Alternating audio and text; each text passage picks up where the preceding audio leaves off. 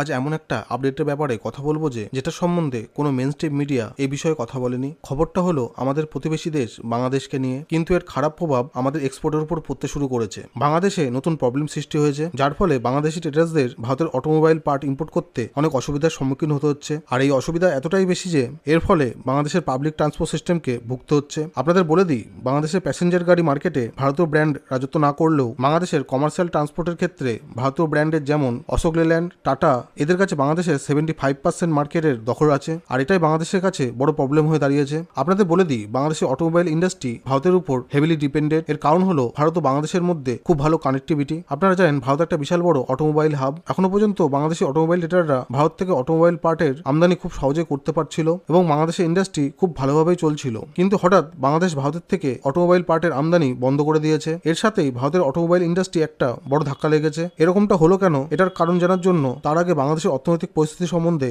জেনে নিই। এটা একটা কারণ যার ফলে ভারতীয় এক্সপোর্টার ও বাংলাদেশের ইম্পোর্টাররা প্রচুর প্রবলেমে ভুগছে। আসল কারণ এটা হলো যে বাংলাদেশ ব্যাংক বাইরে থেকে কোনো কিছু কেনার জন্য লেটার অফ ক্রেডিট ইস্যু করা বন্ধ করে দিয়েছে। আসলে বাংলাদেশের ফরেন কারেন্সি রিজার্ভ খুব নিচুতে চলে এসেছে, এতটা নিচে নেমে গেছে যে নন এসেন্সিয়াল জিনিসের জন্য বাংলাদেশি সরকার ও বাংলাদেশের সেন্ট্রাল ব্যাংক পারমিশন দেওয়া বন্ধ করে দিয়েছে। আসলে অন্য কোনো দেশের থেকে জিনিস কেনার জন্য ফরেন কারেন্সি রিজার্ভ অর্থাৎ ডলারের মাধ্যমে পেমেন্ট করতে হয়। আর আজকের দিনে ইউএস ডলারকে স্ট্যান্ডার্ড রেটিং কারেন্সি হিসেবে দেখা হয়। বাংলাদেশে কোনো কিছু ইম্পোর্ট করার জন্য ডলারের ব্যবহার করে, কিন্তু ডলার ফরেন কারেন্সি রিজার্ভ প্রচুর পরিমাণে নেমে গেছে।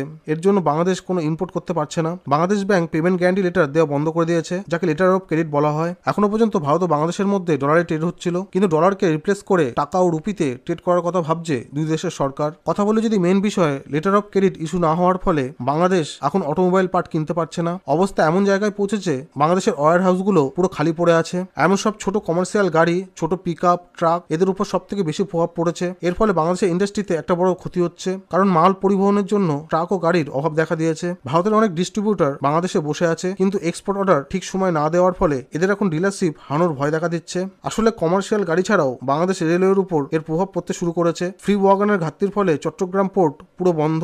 বাংলাদেশ ভারতের থেকে ফ্রি ওয়াগন কিনতে চায়, কিন্তু বাংলাদেশের কাছে ফরেন কারেন্সি রিজার্ভ না থাকার ফলে তা কিনতে পারছে না। যশোরকে বাংলাদেশের অটোমোবাইল হাব হিসাবে দেখা হয়। এখান থেকে প্রায় 2000-এরও বেশি অটোমোবাইল পার্টস সারা বাংলাদেশে পাঠানো হয়, কিন্তু গত 4 মাস ধরে ইম্পোর্ট পুরো বন্ধ রেখেছে। পরিষ্কার বলতে গেলে ভারতের অটোমোবাইল ইন্ডাস্ট্রিতে এর একটা খারাপ প্রভাব পড়েছে, কিন্তু এটা তখনই ঠিক হতে পারে যখন ভারত ও বাংলাদেশ মিলে ডলারকে পুরো বাইরে করে দিতে পারে। বাংলাদেশের অর্থনৈতিক পরিস্থিতি এখনই ঠিক হচ্ছে না। এই মুহূর্তে ভারতের অটোমোবাইল এক্সপোর্ট কিছুটা ঘাটতি থাকবে। বন্ধুরা, আপনাদের এই ভিডিওটি কেমন লাগলো কমেন্ট বক্সে লিখে জানাবেন। আর আমাদের এই চ্যানেলে এরকম আরো খবর পেতে চ্যানেলটি লাইক, শেয়ার ও সাবস্ক্রাইব করবেন। জয় হিন্দ।